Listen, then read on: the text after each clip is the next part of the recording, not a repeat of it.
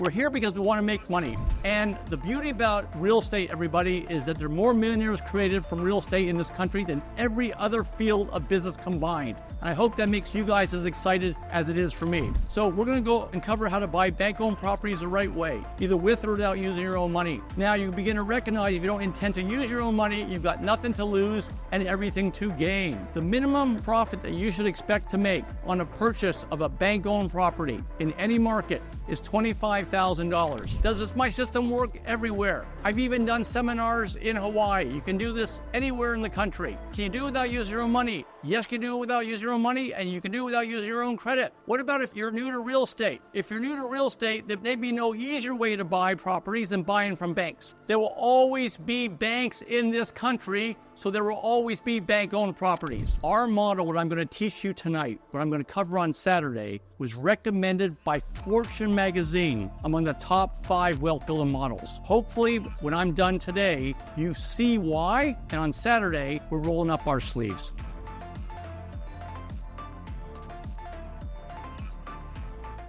So this is Andy Heller. Tell us all about it, Andy. Jersey, it's cold. It's so good to see you. Dave, I need help to get my screen on. So what are we doing? I'm doing the main presentation at 7:30, and I've been teaching for about 20 years. Whenever the REIA can accommodate this, I've offered to come and have an early session called Grill the Guru.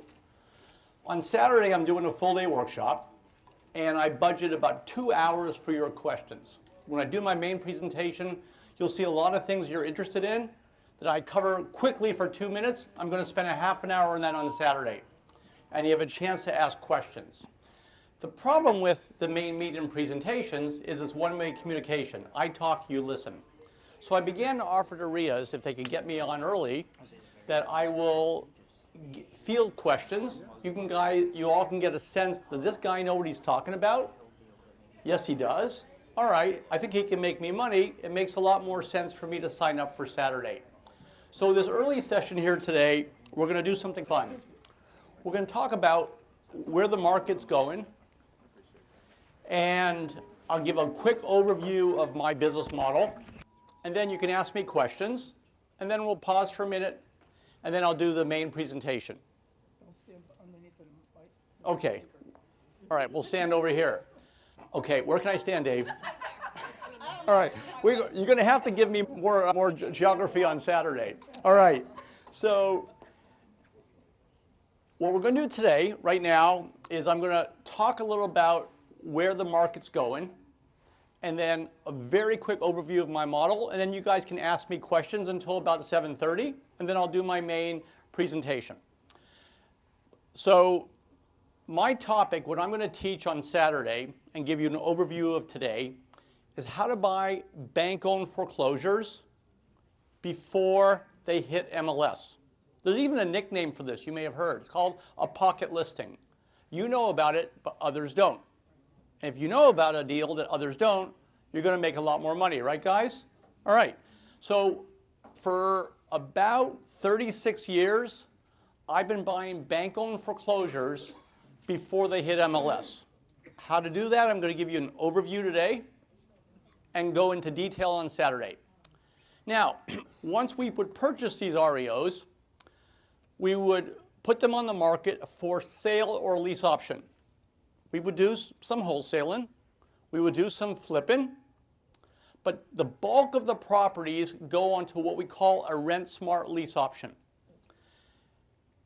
And I will show you today if you think you know how lease options work, I'm going to blow that out of the water. Now I'm going to show you a great way to do it, but a way to make so much more money than other investors who are doing lease options. The reason why Tom and Mark signed me up to come today, this month, raise your hand if you agree there's not a whole lot of deals out there right now. There isn't. Real estate is overvalued. But there's signs out there that's going to change, that the market's going to reset. Whenever real estate markets reset, there's two investment strategies that are particularly lucrative for investors.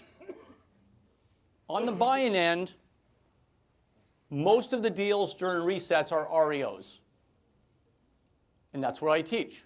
In fact, during the Great Recession, some parts of the country, over 35% of the properties on the retail market were bank-owned foreclosures. To put this into context, in a stable economy, that number should be 1 to 2%. 35%.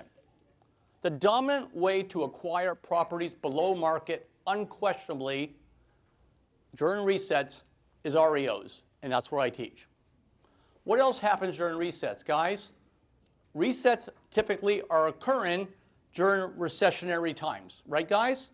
And during recessionary times, money dries up. What does that mean to all of us as investors? It means that certain strategies don't work as well during recessions. Buy and flip, wholesaling, they don't work as well because the money is drying up. But the beauty about lease options and the beauty about investing in residential real estate is, and I've explained this to my son who's now interested in business, is that no matter how bad or good the economy is, it doesn't change a fundamental fact in that every family needs a roof over their head. That's why I love the lease option. Because during recessionary times, you take a family that may have had to move out of their $700,000 home, but you put them in a $300,000 home, and by the time they're ready to buy it, you're selling it for $450,000. The lease option is the perfect vehicle to buy properties during recessionary times and sit patiently while the values recover. And you'll capture a lot of those values. Why am I here today? I don't teach one of these strategies, I teach them both. And this is why they brought me, because your REIA presidents and executive director, they see where this market is going, and they wanted Andy Heller to teach before it happens. So let's now go have a little history lesson. Now, I'm older than most of you in the room, unfortunately, so there's a few of you that will recognize all of these events. So in the 1980s, real estate market was appreciating. In 1988, you had a savings and loan collapse. We went into a recession, and the real estate market reset. During that reset, investors who were ready were able to buy property 20, 30% below market for 2 or 3 years.